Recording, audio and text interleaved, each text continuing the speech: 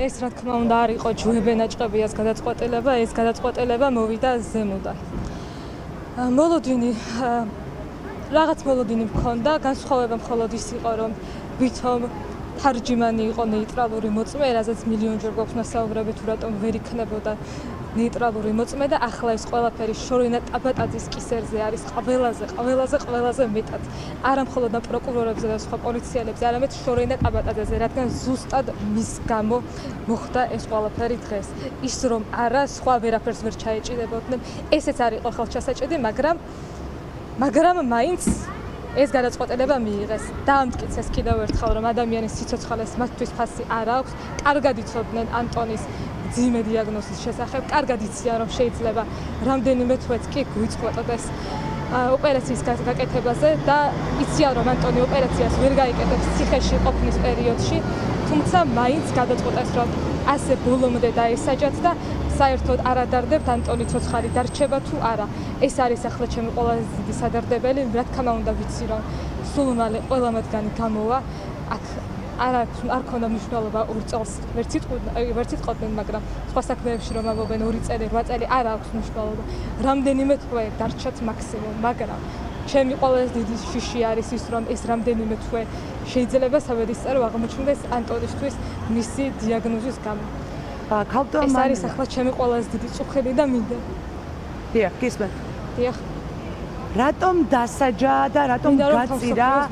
ანტონ ჩეჩინი ასე ერთის მხრივ ხელისუფლებამ და მეორეს მხრივ მოსამართლემ, იმიტომ რომ ერთგვარად გაჩნდა მაგალითად ახობაძის მაგალითზე, გაჩნდა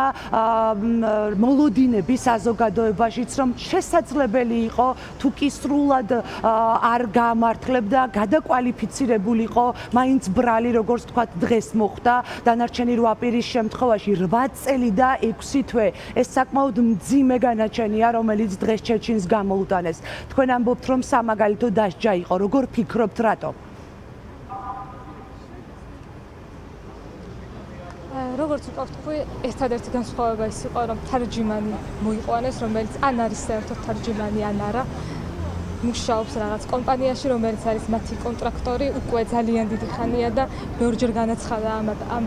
არ ვიცი ადამიანს და ქალსაც კი ვერ ვუწოდებ რა არსება საერთოდ რომ ძალიან ახლო ურთიერთობა ჰქონდა ყველა დანარჩენ ცრომოწმესთან ის მოაცილეს 2 საათი დაელოდნენ დაკითხვის დასრულებას მერე თავისივე მანქანით წაიყვანეს თვითონაც აღიარა რომ მათ მოიყვანეს ვისედაც ყოველთვის მედიაც აქ იმყოფებოდა მაშინ და ყველამ დაინახა გადაუღეს კიდეც კართან იდგა ემილკუპრავა მაშინ სხვებთან ერთად ვერანაირად ნეიტრალურად ის ვერ ჩაითვლებოდა ვერასდროს ასევე მინდა აღვნიშნო ის რომ ომბუდსმენს ძალიან ბევრჯერ ვთხოვეთ რომ მიემართა სასამართლოსთვის თუმცა ეს არ გააკეთეს და ეს უკვე ძალიან ცუდად გვენიშნა მოусმინეს უნდა მოისმინეს წესის ჩვენ მივაწოდეთ მათ ყველა ოქამი უნდა სოდნოდათ მათ რომ საერთოდ აცდენილი ჩვენებები მისცეს რომ უამრავი დარღვევა იყო მაგრამ ჩვენი ხოვნის მიუხედავად მაინც არ მიმართეს სასამართლოს და ბოლო კითხვა რამდენჯერმე ახსენეთ მძიმე დიაგნოზი თუ გაქვთ ინფორმაცია როგორია ახლა ციხეში გისოსებს მიღმა გამოკეტილი თქვენი მეუღლის ჯანმრთელობის მდგომარეობა გაუარესდა მთელი ამ ხნის განმავლობაში თუ არის თქვა სტაბილურ მდგომარეობაში რა თქმა უნდა შეუძლებელია ამის გაგება ასე უბრალოდ ტომოგრაფიის გარეშე ტომოგრაფიაზე გვეთქვა უარი 6 თვე უნდა ყოფილიყო გასული 6 თვე გავა 11 სექტემბერს და მაშინ გავიგებთ ზუსტად რა მდგომარეობა აქვს მას თავში მაგრამ დარწმუნებული ვარ რომ ბოლო კვლევისას დადგინდა რომ მას გაეზარდა და დარწმუნებული ვარ რომ ეს ყველაფერი ნერვიულობის ფონზე მოხდა და დღეს რომ ამ საშინელებას მოისმენდა ის წარმოდგენა არ მაქვს ამის მერე რა იქნება და ამიტომ ვამბობ რომ შეიძლება 1 და 2 თვეც კი ძალიან გვიწყვეტდეს მისი დიაგნოზის გამო შეიძლება გაზრდილი იყოს ოპერაციაც უფრო გართულდება არავინ არ იცის მის გადარჩენას შეუძლებთ თუ ვერა ღმერთმა დაიფაროს ძალიან დიდი იმედი მაქვს რომ ღმერთი ბოლომდე არ გაგვწირავს და ანტონი ჯანმრთელი დაგვიბრუნდება და მოესწრება ოპერაციის გაკეთება და ყველაფერი მაგრამ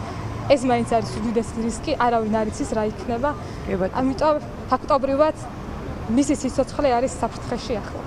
მადლობა ქალბატონ მანანა სამხარაძე გვერდებოდა პირდაპირ ეთერში ანტონ ჩეჩინის მეუღლე,